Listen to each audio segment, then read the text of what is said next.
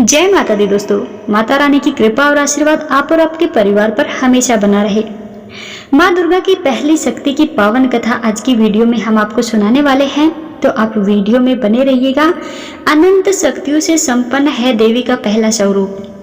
तो दोस्तों, अगर आप ये कहानी सुन रहे हैं, ये व्रत कथा सुन रहे हैं, तो आपसे एक छोटा सा निवेदन जरूर करेंगे कि इसको बीच में छोड़ करके मत जाइएगा। दोस्तों, किसी भी व्रत कथा को कभी भी बीच में नहीं छोड़ना चाहिए, इससे हमें पाप लगता है।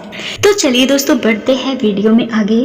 वंदे वांछित लाभाय चंद्रार्ध कृत शेखराम वृषारूढ़ाम शूलधराम शैलपुत्री यशस्विनीम। नवरात्रि में दुर्गा पूजा के अवसर पर दुर्गा देवी के 9 रूपों की पूजा उपासना बहुत ही विधि विधान से की जाती है। इन रूपों के पीछे तात्विक अवधारणाओं का परिज्ञान धार्मिक, सांस्कृतिक और सामाजिक विकास के लिए आवश्यक है। तो आइए जानते हैं माँ शैलपुत्री के बारे में। माँ शैलपुत्री की पौराणिक कथा। माँ दुर्गा को सर्वप्रथम शैलपुत्री के रूप में पूजा जाता है। हिमालय के वहां पुत्री के रूप में जन्म लेने के कारण उनका नामकरण हुआ शैलपुत्री। इनका वाहन वृषभ है, इसलिए यह देवी वृषारूढ़ा के नाम से भी जानी जाती है। इस देवी ने दाएं हाथ में त्रिशूल धारण कर रखा है और बाएं हाथ में कमल सुशोभित है। यही देवी प्रथम दुर्गा है। ये ही सती के नाम से भी जानी जाती है। उनकी एक मार्मिक कहानी है। माँ शैलपुत्री सती के नाम से भी जानी जाती है। इनकी कहानी इस प्रकार है। एक बार प्रजापति दक्ष ने यज्ञ करवाने का फैसला किया। इसके लिए उन्होंने सभी देवी देवताओं को निमंत्रण भेज दिया, लेकिन भगवान शिव को नहीं। देवी सती भली भांति जानती थी कि उनके पास भी निमंत्रण आएगा, लेकिन ऐसा हुआ ही नहीं। वो उस यज्ञ में जाने के लिए बेचैन थी, लेकिन भगवान शिव ने मना कर दिया। उन्होंने कहा कि यज्ञ में जाने के लिए उनके पास कोई निमंत्रण तो आया ही नहीं और इसलिए उन्हें वहां जाना उचित नहीं समझा। सती नहीं मानी और बार बार यज्ञ में जाने का आग्रह करती रही। सती के ना मानने की वजह से शिव को उनकी बात माननी पड़ी और वहां यज्ञ में जाने की अनुमति दे दी।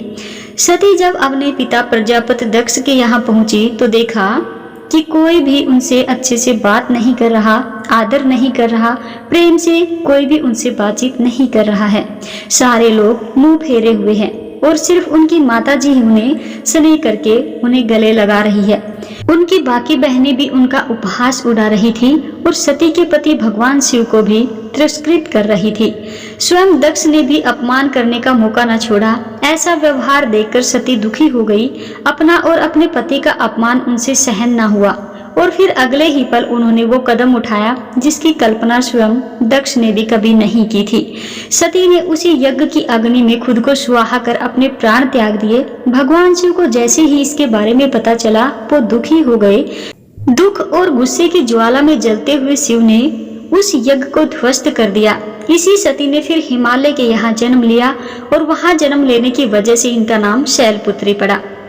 माँ शैलपुत्री का वास काशी नगरी वाराणसी में माना जाता है। वहाँ शैलपुत्री का एक बेहद प्राचीन मंदिर भी है, जिसके बारे में मान्यता है कि यहाँ माँ शैलपुत्री के सिर्फ दर्शन करने से ही भक्त जनों की मुरादें पूरी हो जाती हैं। कहा तो यह भी जाता है कि नवरात्र के पहले दिन यानी प्रतिपदा को जो भी भक्त यहाँ माँ शैलपुत्री के दर्शन करता है उसके सारे वैवाहिक जीवन के कष्ट दूर हो जाते हैं।